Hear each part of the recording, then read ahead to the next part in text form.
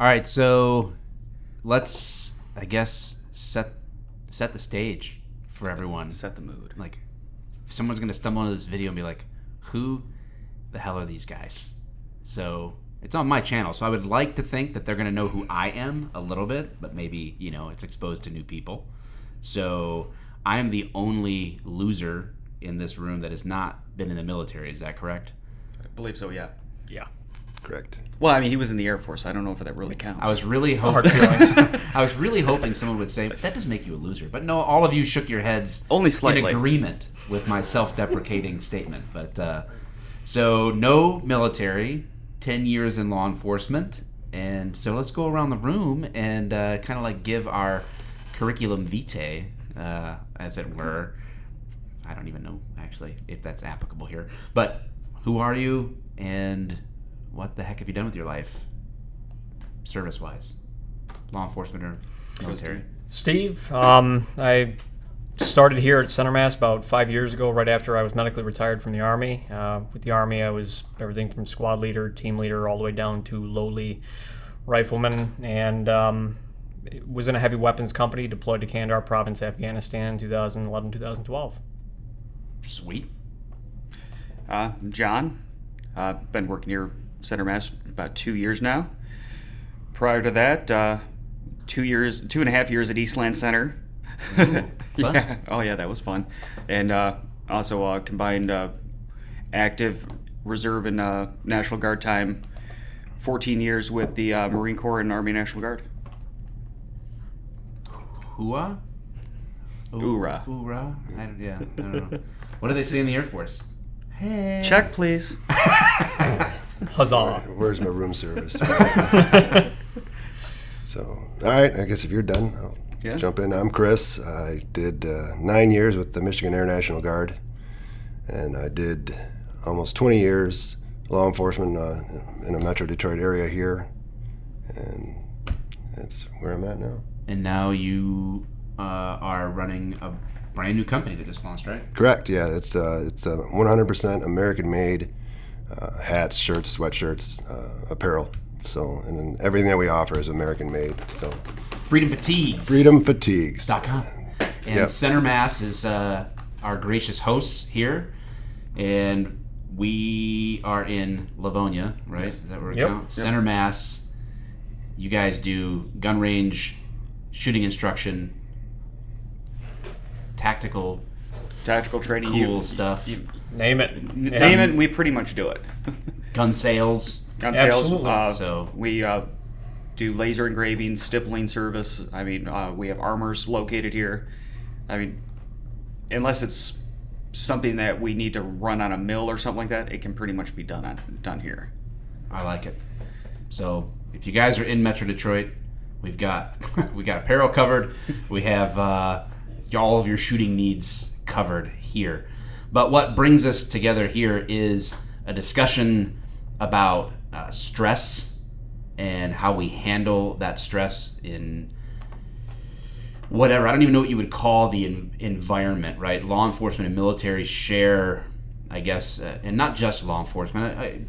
Any first responder, anybody responding to the other end of 911. I don't know how to describe it other than that, but I mean, like, a regular exposure on your regular day to people's worst days, right? So that's, I think, a common thread, and it's no secret that we're on the receiving end of those stresses, and the real issue facing us, I think, is how do we appropriately deal with those stresses? What's the answer to that? And I don't know that we have like this is the answer, but we can talk about it a little bit. So how do you feel about people who say this is what you signed up for? This is the thing that I think is actually really common from people who aren't they're not necessarily anti-police or anti-military. They're just looking at this going like, I don't know what they're complaining about. They chose to do this job. They knew it would be stressful. So get over yourselves.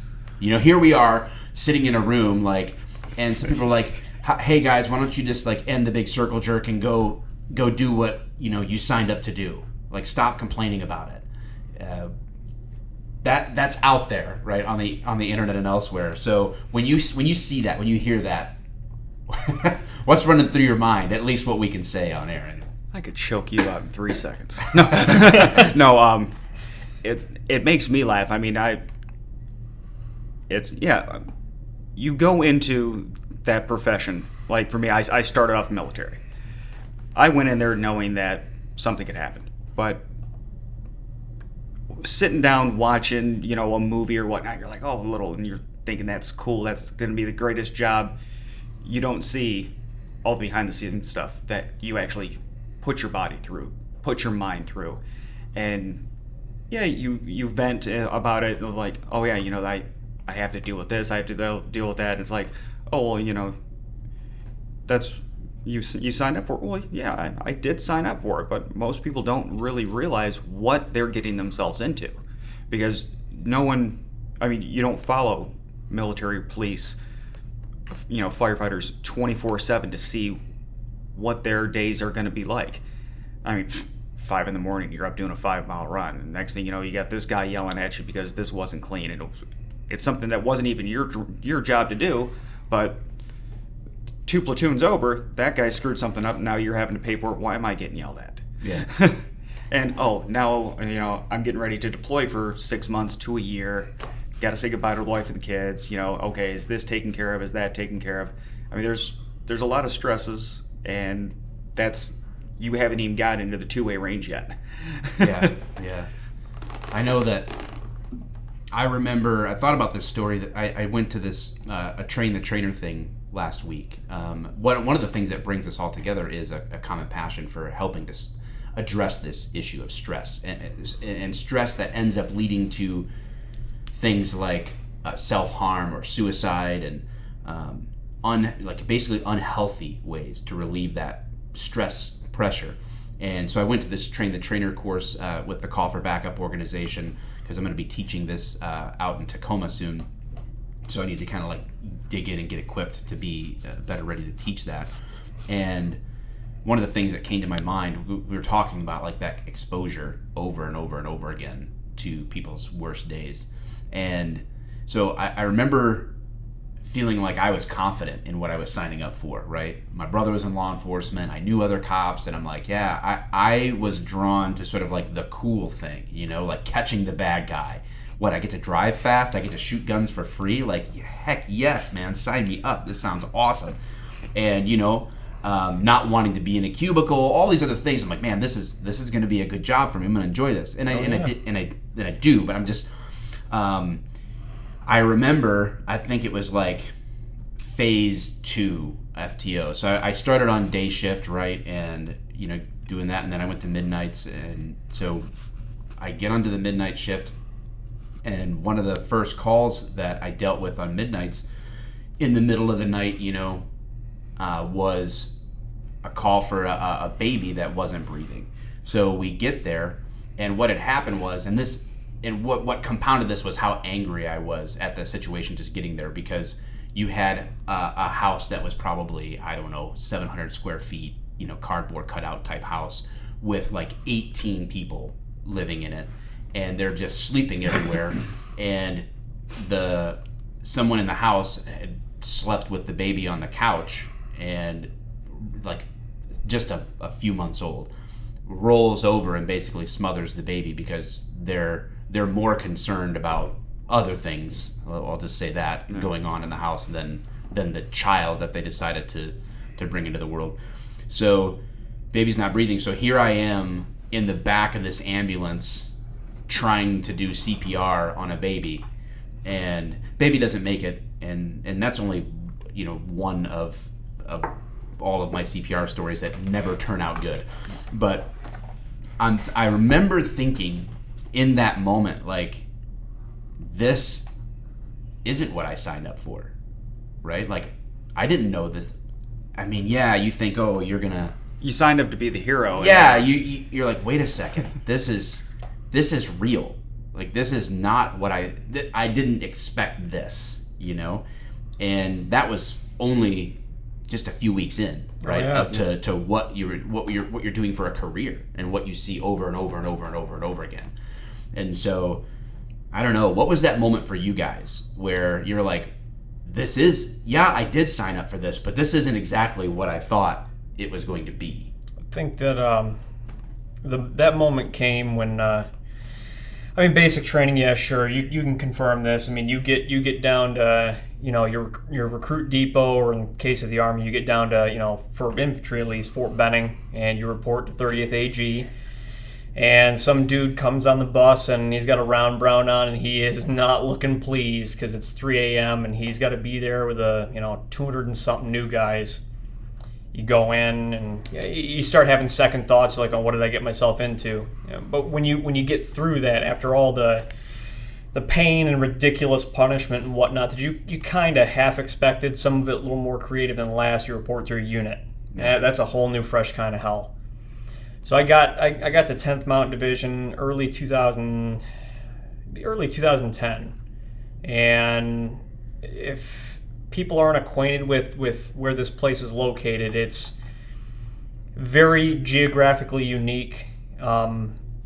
Seasonal depression is real up there. I mean, anything inside the fence line, you get 18 feet of snow and it stays there for 6 months. It's not cool. Temperatures go down to like negative. Why do you still live in Michigan then? Right. So and that was the joke of it. My recruiter's like, "Hey man, we're gonna send you to sun and sand. You're probably gonna end up in the South." And I'm like, "That sounds rock and roll, man." The recruiter said that? Yeah. Well, yeah. He's okay. like, "You're gonna go exactly where you want to go." And the recruiter probably also told you were gonna break codes and stuff. And my dumb ass believed him. But I got to my unit and the guys up there were incredible. I had guys that had just come back from deployment. I mean, these guys have been home 2 months, and I mean they're still very much in that mindset of go 200% all the time. And they put me with a group of guys that were teaching me how to survive, not teaching me how to do my job by the book. They were teaching me how to survive. So that aspect, I asked him all the bad things. And I asked one guy in particular, we'll just call him TJ, his preferred name. TJ was my squad leader at one point during deployment. I remember asking him when I was a private, because he'd been blown up a couple times, granted vehicle borne. He was mounted at the time, got blown up. And I asked him, what's it like? That naive question that you ask somebody and you don't realize the gravity behind what you're asking. Yeah. And he's like, you'll find out. Fast forward about 6 months in to deployment, we were doing a foot-mounted patrol to an area about 300 meters away from our outpost. And this is really when I didn't sign up for this aspect hit me. We had a pretty kinetic tour already. A lot of gunfights all the time, multiple times a day, more than I care to remember. But we went out because there was a little geographical area that we were getting shot at a lot. It was very near to the only way onto our COP. So we go out there. What's a COP for people that? Combat outpost. There you go. So we built it up from this little 2 Connex boxes with a bunch of sandbags around it. One for us to live in and one for us to store the stuff we need. And we built it up into this humongous outpost. And it's kind of like Minecraft in real life. Pretty much, yeah. With sand. Yeah. So we go out there, and the Taliban's got this brilliant tactic, especially in that area. What they'll do is they'll shoot at us a lot from a particular spot, and then when we go out there to investigate, they'll bury something like 200 pounds of homemade explosives so that when we go out there to find out what's going on, a bunch of people get hurt. Yeah. Myself and 5 others were in that number. I got wrecked pretty good, blew out a shoulder, got small penetrating injuries all over my lower legs, small my back. Most other people were good, just small pepperings here and there, nothing serious, but we got our bell rungs pretty bad. And that was the moment where I remember I'm sitting there, I've got this instantaneous migraine, I taste blood in my mouth, and I'm like, I can die. And I had a very steady decline from there for about 3 weeks where the depression hit hard. Mm-hmm. I'm 7,800 miles away from home in a country surrounded by people that do not like me. And that happened, and I've got a wife and 2 kids. And I left my the part that hit me the hardest was I left my son when he was just under 2 months old. Wife had the kid, and I split to go overseas. Yeah. So I'm getting photographs of him, never held him. Yeah, that's tough. But, that's where having that team came in. These guys that deployed in the previous deployment were there and like, dude, we've been there. Here's what you do. Stop what ifing. It's like you said earlier, it's not that you signed up for this. Well, there's an element of that, yeah. You're expected to be able to endure certain levels of hardship, but there's a threshold. Yeah. When people around you start seeing you acting a little off, they start to ask a lot of questions, and that was the good environment we had. Yeah. So it's good that you had that environment for sure. What about you guys? I won't go into as much detail there, but actually my first deployment was in 1999, and you look too young for that. I'm 40. It's true. What do you do? Do you moisturize? Exfoliate? What's going on over there? I'll give you my manscaping secrets later. Thank you. No, no. It was 1999. We were on a med float, and I mean, no one got injured on this. I mean, it was basically a party cruise. I mean, we're in Spain and Italy and what's a med float? The Mediterranean. So okay. I was thinking medical, yeah. Like No, you're like a floating hospital, or just going throughout the Mediterranean. Going to different countries for liberty, but also going to different countries, training with their military and things like that. But there was when the unpleasantries was going on, and we loaded up into our vehicles, and hey, guess what? We're gonna go stop Slobodan Milosevic. Oh wow. Yeah. So 21 years old, been married about 3 months at that time, and it was like, well, I mean, we're locked, loaded. We're in the water, about to storm the shores here, and it was, we're riding along, and next thing you know, feel the tip, and it's like, oh, what's going on? Oh, he surrendered. We're going back home. We're going back to the ship. Oh, thank God. Oh, nice. And a lot of younger people are maybe like not familiar with that, so look up Slobodan Milosevic. Yeah. And then fast forward a few years, here I am in Kosovo again, and I mean, you still see, you're going through the area and you see where there was mass graves or minefields, and it's like, I mean, it's like, wow, I could have been here a few years ago. Yeah. That's crazy.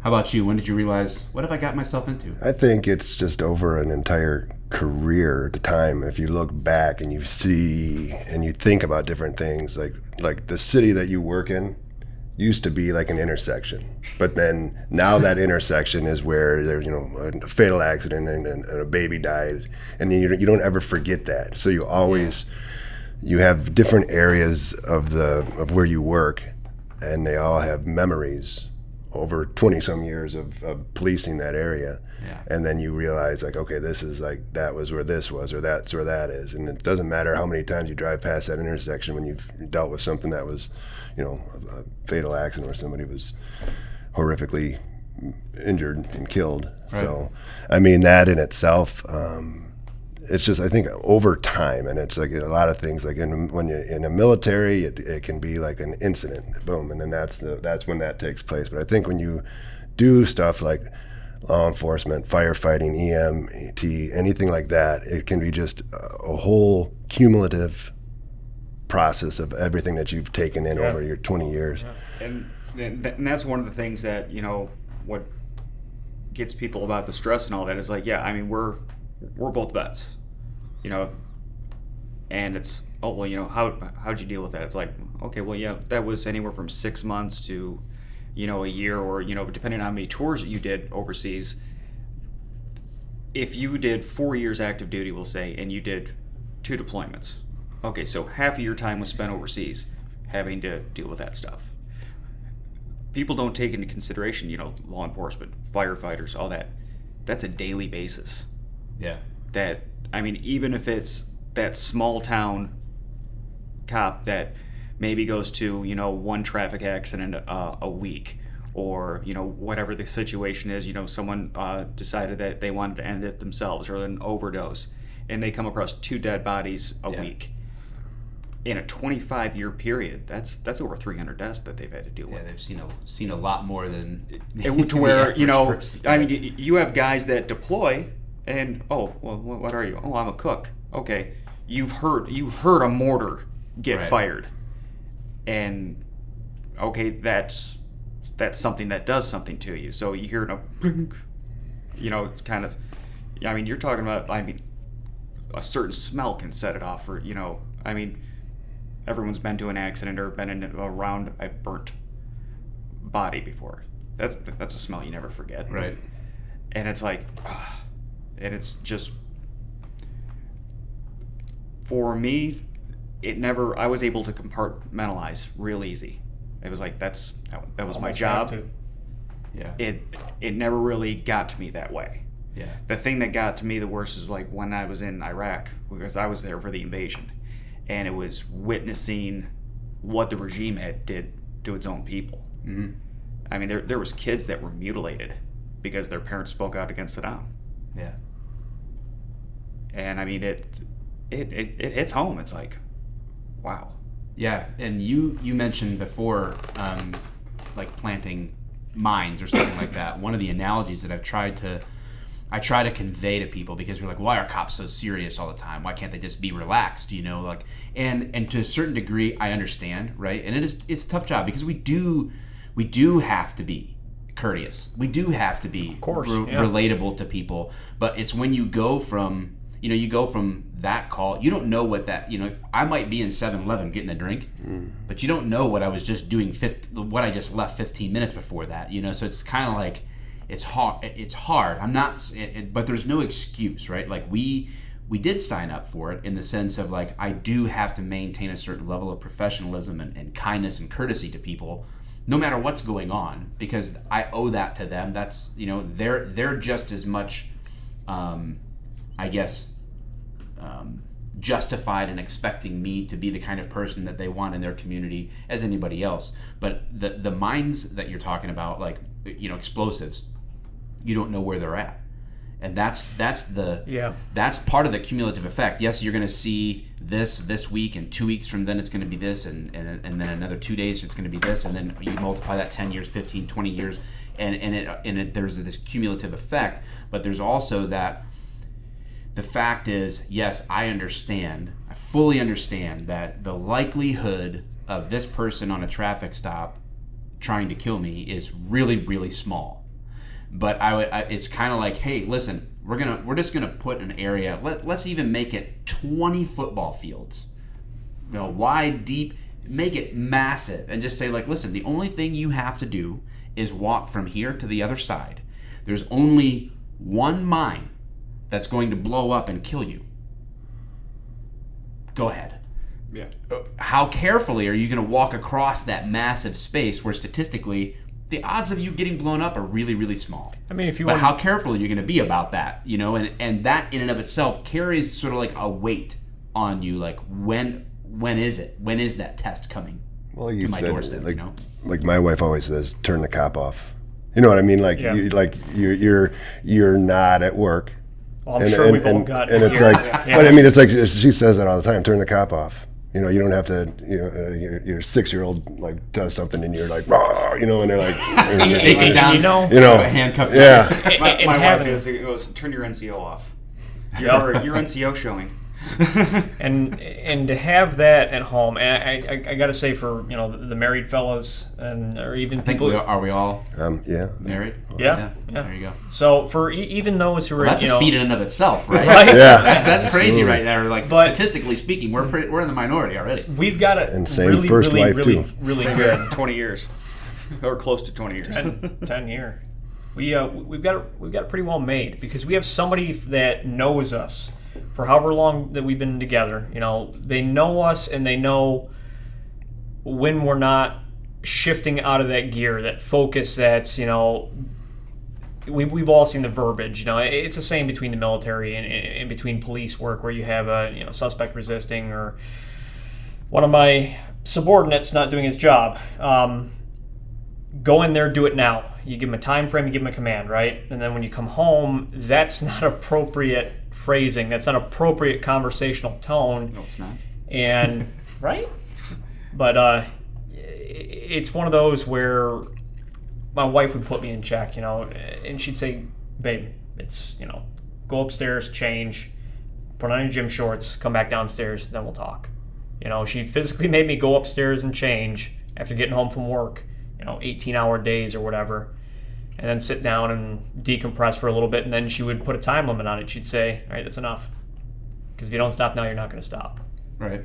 She's all, and for the single guys out there, it's important to have a program like Call for Backup or something like that where they have people, their partner, a superior, I don't care who, as long as it's somebody in their organization that knows who they are, or at least knows of them, knows when they're not quite with the program like they normally are. Like they seem like maybe they're. We all have phases where we have kind of self-destructive behavior. We drink a little too much, or we pick up smoking briefly, or start it up again. And you, that analogy, there's you get a 20 block by 20 block kind of thing going on, and there's only one mine out there.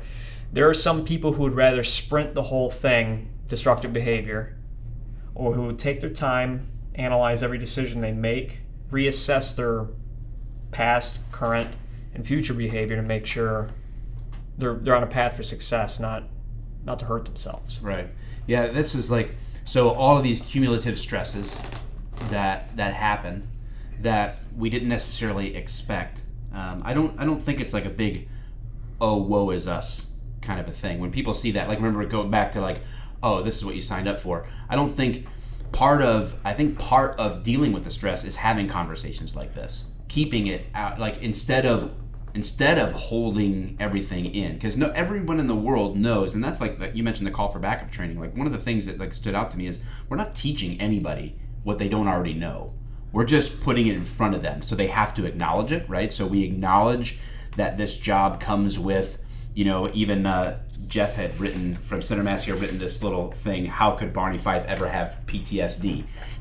Even the small town guys that builds up over time, when we all know stress is going to build. The question is, how do we deal with it? Or how much can your body take? Yeah. I mean, like I said, I was able to compartmentalize. I mean, there's guys that I've known since the time I went into the service, and to look at some of them now, it's like, oh, wow. I mean, a lot of them turned to drugs. A few of them have killed themselves. Yep. And we have a little joke in the military because you always have to do this suicide prevention, but the repetitiveness of it, we call it suicide retention. Yeah. Because you watch it so much, it's like, all right, this is what's stressing me out right here is we're not able to train our guys for what might happen. Yeah. We have to do this stuff because no one ever just sat down and said, okay, look, I want to be, it's not, NCO to private. It's person to person. You're dealing with something. Let me help you. Right. I've been there. Let me talk to you. Yep. It's everyone thinks that there's this taboo about having PTSD and all that, and you're like, oh, I don't see what the big deal. It's a natural human reaction to a chaotic and terrifying situation. Yeah. That 2 to 5% that don't suffer from PTSD or don't have the effects of it, they're the ones that are actually off kilter a little bit. Their brains are wired a little bit different. Yeah, you should stress out. Yeah, I mean, it's in some way it's not normal, right, to see these things or to experience these things in these careers. It's not normal. Oh. So we should expect that we need to deal with it. Yes. We shouldn't expect that everybody just holds it in, doesn't put it out into the light. They hold it inside, and they kind of try to fight that battle solo, as if they kind of like, well, this isn't normal, right? So I better not tell anybody. Instead of saying, no, it is absolutely normal. Yeah. To not think this is normal. It's like the conversation we were having the other day. I came into the military in the late 90s, where it's alpha males all over the place. It was you held everything in, you dealt with everything, and the participation trophy stuff that that wasn't around when I was younger. I mean, you didn't imaginary jump ropes in gym class, so you don't feel bad. You didn't get something just for showing up. Right. It was everything you have, you earned it. It was like these. It was just a testosterone-driven field that I was in. So coming out and saying, "Hey, I'm having an issue with some of those guys," it's like I'm showing weakness. Right. There's a stigma that I even think it even exists even now. Just even in for sure. I mean, it doesn't even matter does. how old timers are in the department is. If you have like an issue that's bothering you, it seems like it's almost like people would rather hold it in. Than because you have that older generation or whatnot. Oh, toughen up, okay, cupcakes and a little snowflake. Oh, your feelings are hurt. Yeah, it's like no. The only problem is that older generation is killing themselves at twice the rate of line of duty deaths. Exactly. It's not the solution that we wish it was. No, and you've got that aspect where none of us are free from the sin of judgment, right? At one point or another, we've looked at somebody else and we've said, "Oh, that guy, blah blah blah," or "that chick, blah blah blah," right? We've all made comments up here in the brain case, but with education later down the road and having lived through the experiences that are, they're dark. You enter some pretty dark areas of your mind when you're left alone to your own devices, right? Especially with this subject matter. You've got just beyond the pale. Some of this stuff, traffic fatalities I've heard are some of the worst, and some of the fire guys are, the real troopers, and these guys mental health wise, sure, and same thing with the highway patrolmen and such. But we got to get away from that boomer era, suck it up buttercup kind of thing. To a degree, yeah, you got to put up with certain things in the scope of what you do. If you're unfit to handle the stress of the job at its base level, then you should be doing the job. Yeah. But if you hit a peak during a horrible event, okay, well, yeah, anybody would be prone to a problem. It's all about the perspective of it. I know, so we acknowledge that the stress comes in and this pressure builds up in people, and that pressure has to be relieved. Right? It has to, or it's going to explode. And that's what happens to some people, right?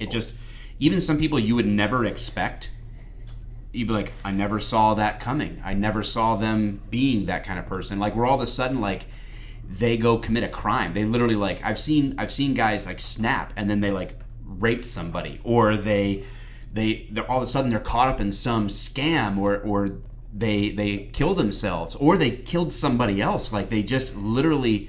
they snap because that pressure was never relieved. Then when it comes down to actually relieving the pressure, there's good ways and bad ways. The bad ways, I call it booze, bitches, and boats. That's literally the three B's. I just put it out on Front Street because I've heard it I was taught it right as women, alcohol, and money or something like that. But I'm I just had the three B's and I remembered it.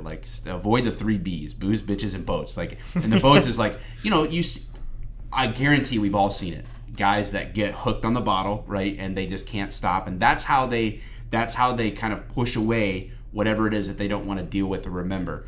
And then you've got the women's side of things where it's the same thing. It's an escapism. It's that's me being able to escape something, and it feels good or whatever. And then the boats is kind of a catch-all for money. People start spending money. They think if I can just get away for the weekend on this boat, or if I can just do this, if I can just get this next thing, that's going to make me feel better. That's going to take away that memory, that pain, that stress that I have. That's the bad ways, and I'm sure we've all seen that from people. But what are the good ways? So we all know the pressure's coming. We could spend a lot of time talking about the three B's, and it doesn't make any of those things in and of themselves bad. It's just, but if that's your solution to stress, that's a recipe for disaster, because at the end of that rope, you follow that out, there's nothing there. You realize you follow that out and you're there's nothing here that actually takes that away, that satisfies it or deals with it. So what are the ways that you have found, you talk about compartmentalizing in a hopefully a healthy way, right? So the outlets. What is it for you guys over the course of your careers? And you guys are all actually, I mean, you guys look so young, but dude, you're talking about the 90s. You know what I'm saying? Like, I mean, I'm not young, but as far as my experience in the law enforcement or military world, which of military I said I have none, but I mean, you got a lot of experience, and you were in the military when? 2009 to 2015. So we're closer in experience times. Yeah. But I know how I've dealt with stress, how I deal with it. But I want to hear from you guys. Like, I started in '95 when I went into the military. So just I got married in 95. over here. Yeah, I got married. I don't know what. I like to fish. I mean, that's something that involves boats. So that's my B part there. I like fishing. Boats and hoes. And another thing that I did, like after I was involved in an accident on duty, I had to have 3 spinal surgeries reconstructed, like my neck. I have artificial discs in my neck, screws, rods, plates, everything. And after one of my surgeries, I was laying on the couch and I said to myself, all right, what can I do that could maybe possibly like give back, maybe some way to give back. And above our mantle, there's a sign that said, don't count the days, make the days count. And that's when I was laying there feeling sorry for myself. Woe is me, poor Chris, never be able to do a whole lot of things that I used to do.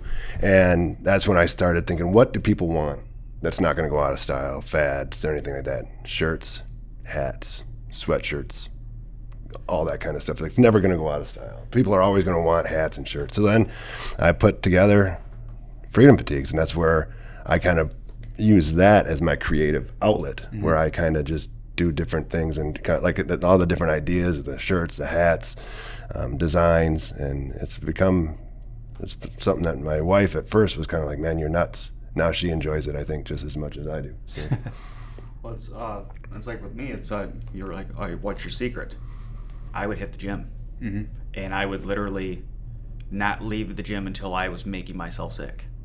That's how hard I would train myself. And like, oh, I already went to the gym that morning, but something's getting to me, going back to the gym. And it's push, push, push. Okay, throw up. Okay, it's time to work out some more. And I mean, a big one for me was... Sounds like trading one stress for a completely different one. Well, in 2008, I was at a training course and started on a run, and all of a sudden you just heard, and I said, ow. Well, I finished the run. Well, probably shouldn't have done that. Come to find out, I broke my foot and ankle in 3 spots and tore and ruptured all of my tendons and ligaments from the tip of my toe to the bottom of my calf.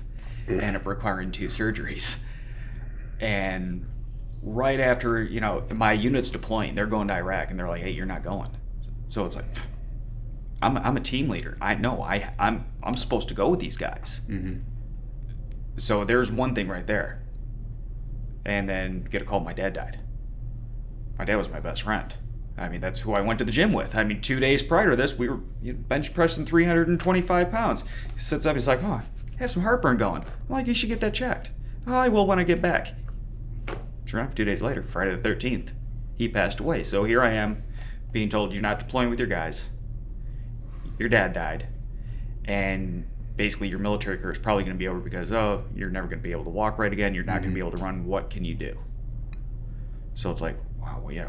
I mean, basically my entire life right there, it's like everything I was is gone. So what did I do? All right, I'm allowed to do this. I'm going to start training my upper body more. Doctor says, okay, you can start doing your lower body. All right, what's the one thing that my doctor said, or that the military is saying I'd never be able to do again? Run 5 miles in, under 40 minutes. Hold my beer, watch this. So now, yeah, I have the bad habit of smoking, and I drink coffee like it's gone out of style. But when you're in your mid-30s and you're running faster than these 17, 18-year-olds that don't smoke, and here I am, sucking down a Marlboro Red, slamming down a large coffee. All right, let's go for a run.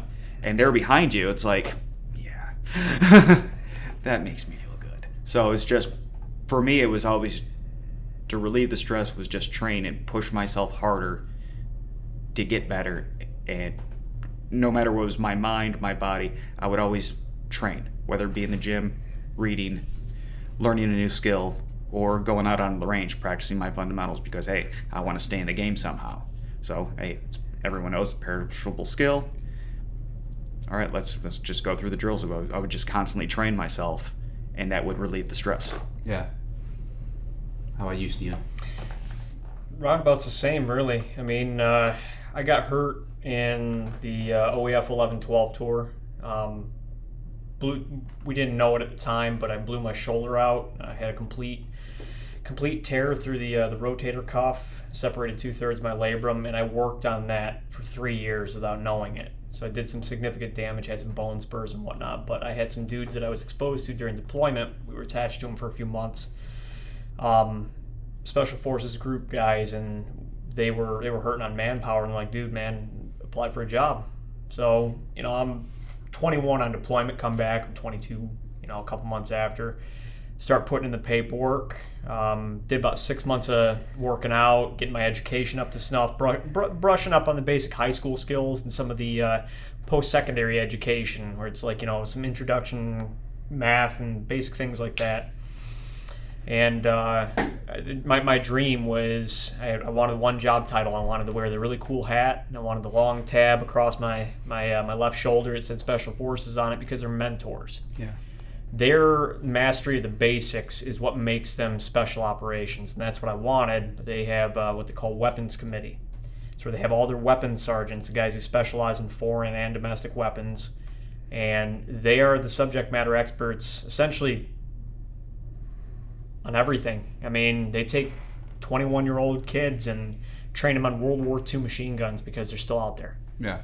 And that was the kind of, mechanically inclined type of stuff that I like to do. I wasn't going to be a medical guy or communications guy. Did that, didn't like it. So the pipeline for that was about 1.5 years. I did my packet.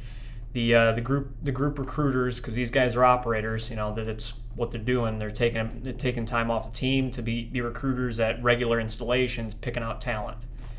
So I used to run by the Black River, which is a beautiful place. I mean, when they say Black River, the water's black. There's salmon jumping through it. I mean, it's just an absolutely pristine area up in Fort Drum when it's not winter. But, showing up to work, go to the recruiting station, check the whiteboard, do the workout, go home, shower. I got a whole new level of respect from the guys in my unit. Then I went into the physical. They told me that my career was over. They told me that there's a lot of problems that we have with what's going on with you. We need to do some imaging. They started finding more and more stuff. And then I got put on in what they call dead man's profile. Essentially, I was allowed to breathe and I was allowed to walk with boots and a utility uniform. My PT every morning consisted of a elliptical. Suzanne Summers, like Thigh Master. Yeah, pretty much. I mean, and Horrible going from visual. And I felt great when I was working out, but I had these problems that they were aches and pains. I didn't think anything of it. But going from the peak of my life, the peak of happiness, the peak of all that, and then being told that's being shot out of the wind now. It's not going to ever be in the cards for me. I can't even reclass to a low impact job because I can't do a PT test anymore. So I'm going for MEB, a medical evaluation board, and that's medical retirement. That's game. When I got out, I did the whole unemployment, started looking for a job field, and I said, what do I do best? Weapons. I shoot very well. I've always shot very well. Started looking at ranges.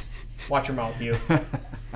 I started looking at ranges in the area, and at the time they weren't hiring, but I kept putting in applications because I'm, if nothing, stubborn. So Center Mass finally gave me a call. They brought me in. They sat me down. They asked me, the requisite questions, and then I put myself through college for gunsmithing first to see if I liked it. And then I got an associate's degree in firearms science and technology. I built myself into the job title, minus the, kicking in doors and teaching people in other countries. They come to me. I get the German engineers or the Japanese engineers or the science and chemical types coming from, People's Republic of China. They come here and they seek out what I would have been doing in the military, which is just advising, training, education.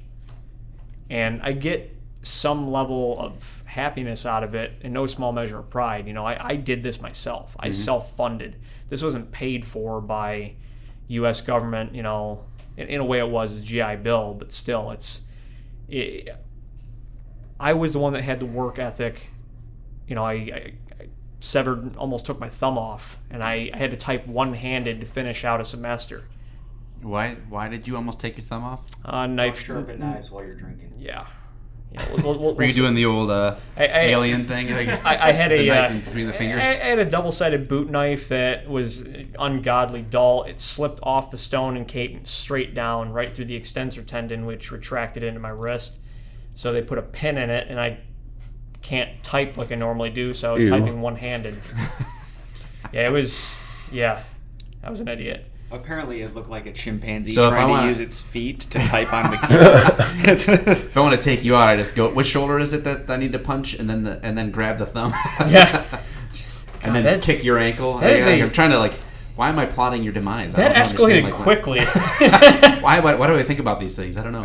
But really, I'm 100% now. So good luck. What it boiled down to was, I had to create the means to seek out the end state that I wanted, just in a different execution. Yeah. And then with the continuing mission initiative, that was something that I like giving back. I do. It feels great. It feels good to give to a cause that hit that resonant chord. Yeah.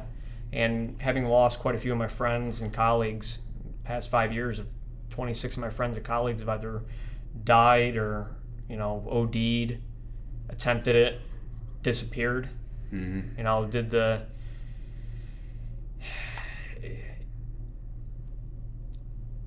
landscape right now is just so bad for these guys that didn't do well adjusting coming back. Yeah. Or on right now for the first responder side, who feel like they've got nobody to talk to. Both of you guys sound to me like you just, that sense of, I guess, purpose or mission or function, as dudes, that when you didn't have that anymore, that you were able to successfully replace it with something. Like, you focused your energies into something that was purposeful for you. Absolutely. And I think that's huge. A lot of guys get like you're saying, you're sitting there going, what am I going to do? I don't have the purpose I had. Well, it was like your identity. It was almost like you identify as, especially in this type of career field, in your military police, you identify as that job. I mean, when you've been doing it so long, it's suddenly no longer there. Who am I? You have that was existential it. crisis. Fill that void. I was told possibly that I would never be able to return back and hit the road again with the severities of my injuries. It's like, okay, so no, I'm going to fight through this. I can get through it. And then it's like, after you get rods and screws and everything screwed back together, it's like, and then if the weather changes, you can just feel it. Like, it's just, you know how it is. It's like, it's going to rain in 2 days. Yeah. And I think just but sitting around and trying to redirect myself and doing something that I like, but not only do we do shirts and hats, but we also partner with different groups, ptsd.gov/VA, police suicide, hero suicide, veteran suicide, and we give back. And we have a shirt that we offer. It's a 22 shirt. Should have wore it.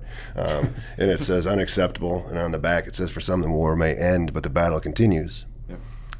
And 100% of all profits from that shirt goes to PTSD awareness. So, and then on top of that, on every other shirt, every hat, every sale that we make, a portion of that goes to different groups for PTSD you guys are doing awareness. that too now here with the roundup. I don't know if I'm calling it yeah. like a roundup.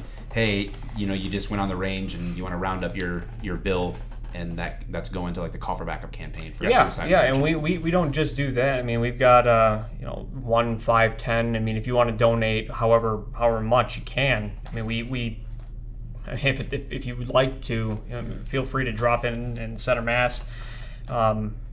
Or give us a call. We got a phone here, so if you guys want to make contributions from from across the country, we have a means to do so. I mean, or you can donate to Mike's organizations directly. It's one of those. It's important, Like we've all said it around the table here. You got to find the next mission. Got to find the next objective. Get that next X. Move to it. Yeah. When you're unsatisfied with that one, find the next one above it. Move to that one. Sometimes, we just had a situation yesterday, and I can't go into the great details about it, but essentially, I'm part of a group, and that group online has been instrumental in helping a lot of people. But literally, somebody from the group yesterday ended up in a SWAT negotiation kind of a thing, barricaded themselves inside their apartment, and literally people from our group drove to that person's house and was able to convince the negotiators, let us talk to them. And it was hours of people on Facebook sending them messages back and forth, and they ended up leaving and going to get help, literally saving lives. Like, people don't, I mean, we talk about, oh, this cause, give cause, like, you just handed me a check this morning to give to that. Like, literally, we're saving lives with what we're doing. That's incredible. And it just happened yesterday. Like, it's like sometimes, and that's where, like, awareness, like, oh, you know, twice as many cops kill themselves every year that we know about. And this is a veterans those too. are cleaning accidents. Yeah, the veterans, same thing, that we know about, that are like documented, or how many get miscategorized or are kept quiet by the families because of the personal nature. Awareness just isn't enough. You know, like the campaigns online of, like, you know, push-ups, or we're getting ready to go on vacation up north. We did the ice bucket challenge before. You know, like all these different awareness things. They're not bad. They're fun, and they do. I think they accomplish some level of awareness. But we need actual work being done. You know, we need boots on the ground, so to speak, getting it done, actually dealing with it. I know for me, I have certain outlets. I think faith has been a huge thing for me. I think that I see everything. I make sense of the world and some of the senseless things that we see. I make sense of it through that grid. That's a lens for me that helps me make sense of things, and deal with it appropriately. And then family is huge. And when I say family, it's not just flesh and blood. It's guys like you. You know, it's people that I consider brothers and sisters, like, who get it. You know, like my family, real and extended, that are there. We talk about just like not holding it in. We share it. You know, just being willing to express what you're going through on some level, or that you're going through it, even if they can't understand it. Just to be heard is a valuable, and that's like we're trying to get people to just take the next step. We're not saying that the solution is easy. We're just saying just put the one foot in front of it. Just keep going. Just one more day. Just keep going to try to keep them on mission. And then fun. You know, it's fitness for you. I do Brazilian Jiu-Jitsu. Like, I know, my family knows, my wife certainly knows. If I miss a couple of days, then it's like, you really need to go grapple with other sweaty guys or whatever. You know, like, I think I should roll with Mike. Really need to. I haven't rolled in a long time. I think I should roll with Mike. I think he'd end up snapping you. Oh, at this point, but it'd be fun, wouldn't it?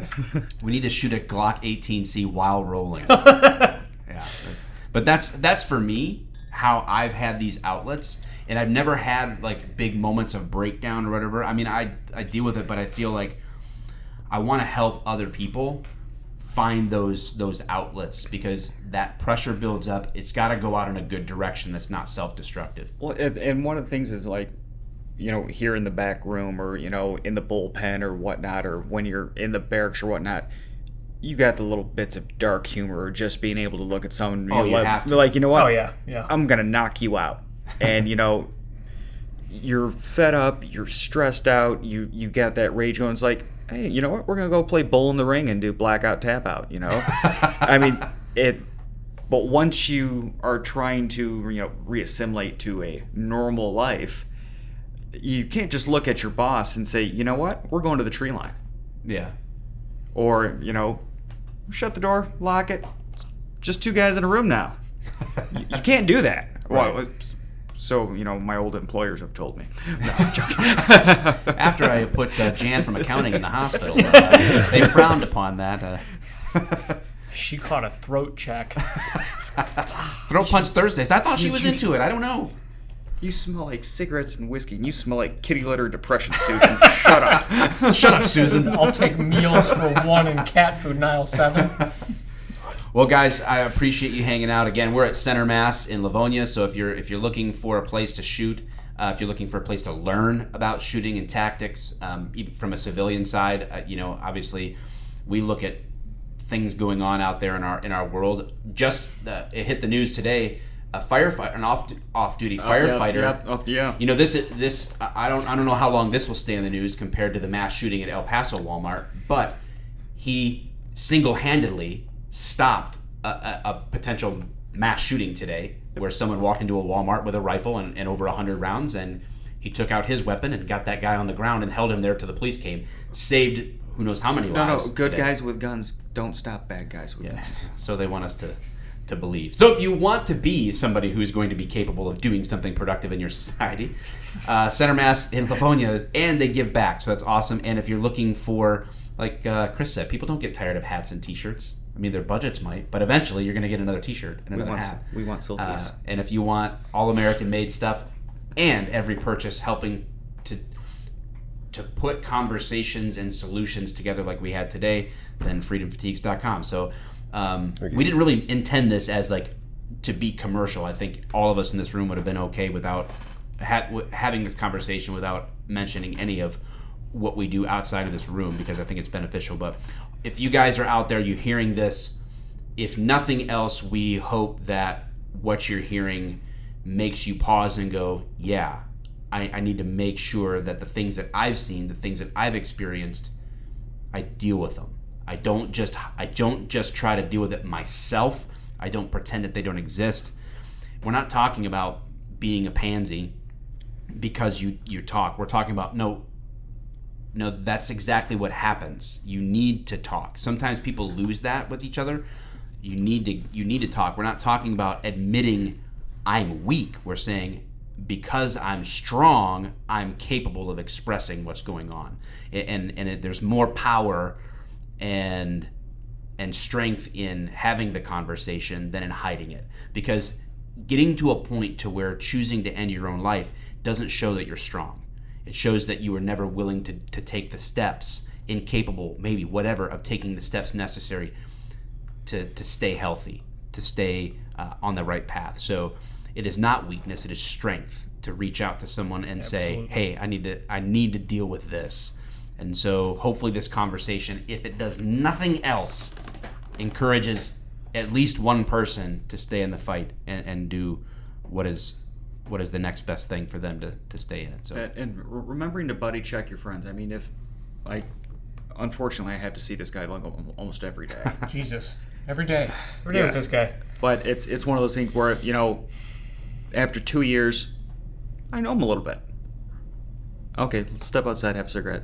What's going on? Yeah. Because just that little switch in his attitude. I mean, if you're noticing that with someone that you're with on a daily basis, you know, don't be like, oh, it ain't my problem, you know, or, you know, yeah, I don't really like him too much. He's, you know, that little cop that has a 10-foot badge and he hides behind it. He's got, well, you know what? That might be a defense mechanism because of something he's dealing with. If you don't want to do it, you know, go talk to your shift supervisor. Be like, hey, you know, check on, you know, he ain't acting right. Yeah, we have to do it as peers, because you'll attest to this in the law enforcement community. You don't go tell someone you need to talk to somebody because you feel like you're putting your job at risk. In a lot of ways, you are. In a lot of departpants, you are putting your job at risk. Rubber gun. Yeah. So it's you get the rubber gun and a rape whistle. You know, like. But that's the thing. The other guys. We need to get rid of the stigma that it's I've been defeated and I'm gonna lose everything. It's like, okay, well, you know what? If you're to the point to where you're about to snap, maybe you do need to take a step back and, you know, have a little off time. Maybe sit at a desk for a little bit. Yeah. You know, it's not what we want to do. Who wants to sit behind a desk when we could be, you know, rolling around in, you know, scout car, you know, doing the job that everyone thinks is cool, you know? But we definitely need each other. Need it. Yeah. Yeah, we need each other. It's a peer-to-peer thing. It has to be. Yeah. And buddy check. Keeping each other in check while, you know, being on mission together, it's huge. I mean, because we all know we don't listen to our wives. I mean, that's how we've all stayed married for this long. I don't know. You don't. But I guess ignorance really is bliss. It's one of those things where, you know, but it's one of those, it's like, yeah, I don't want to talk to you about, you know, because it might be one of those things. I leave work at work, or you think you leave work at work. So it's, you know, go home, go into the wood shop, or whatever. Oh, I'm going to clear my mind, but you're not really clearing it. You're dwelling on that, and it's like, oh, honey, I don't want to talk to you about it. You know, it's bad stuff. I don't want to bring that into your life because it's already in mine.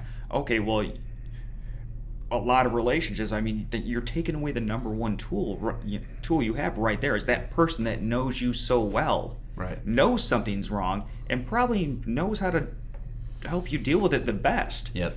And it really gets me when people are afraid to talk to people. Yep. So guys, if you're watching this and this is you, like that's the next step is having the courage to be willing to just step one foot in front of the other and talk to someone. Admit what's going on, and we do need to change the culture. But that's why we're having these kind of conversations, because we do need a culture change for sure. Because we got to do something. What we're doing isn't working. Unless you are just a whiny little brat, then you probably shouldn't have.